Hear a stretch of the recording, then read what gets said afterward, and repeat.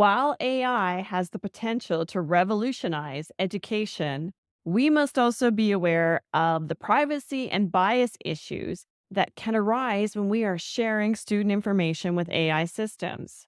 As leaders, we must ask, where is this data going? Who has access to it? What legalities do we need to observe? And what right to privacy do our learners have? I've developed three critical questions you can use to start this conversation with your governing board and your education teams regarding the use of AI. So, question number one: does your leadership have a policy for sharing learner information with AI? And if you do, is this policy easily available to teachers and instructors? Do they even know it exists? In most countries, there are laws we are familiar with in place that protect our privacy as individuals and especially protect younger learners when it comes to sharing personal information.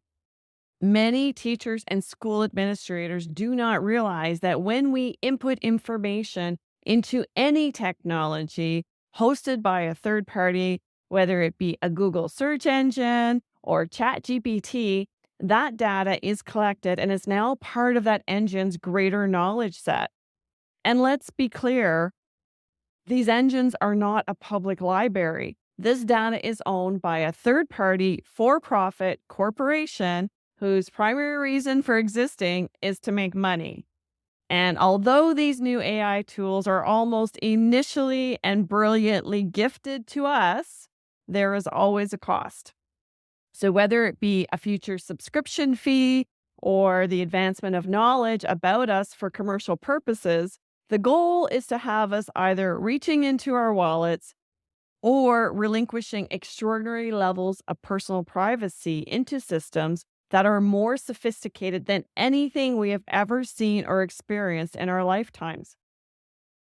Question two: do parents and students have the right to opt out of having their data collected and used by AI systems? So, not everyone feels the same way about the use of AI. And while it can be of great assistance to help schools and educators create more personalized learning experiences for each student, it can also collect data on a student's background, their culture, language, learning style, and much, much more, right on to their favorite breakfast. This is not data collection like we've ever seen before.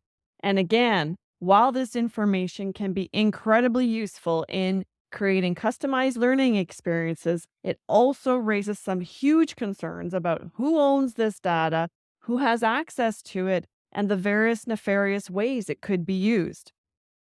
Question three: do the AI technologies you are using or that you're considering have established processes for mitigating possible bias generated by the system?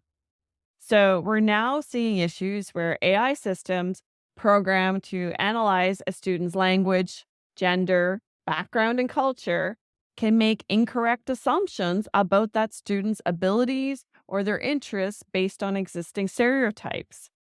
As a result, many organizations are now calling for the use of red teams or third party audits where a group of external experts assess and evaluate any potential harmful capabilities in an AI.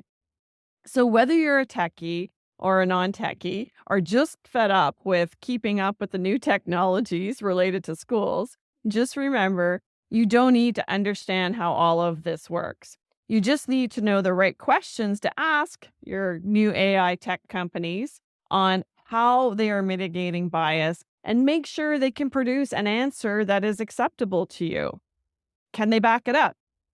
So, hopefully, this video's got you thinking about what types of policies you need to put in place to protect your learner privacy at your organization. If you have a question about your virtual learning program, please feel free to post a question in the comments or send me a message, and I'll do my best to point you in the right direction. Have a great day.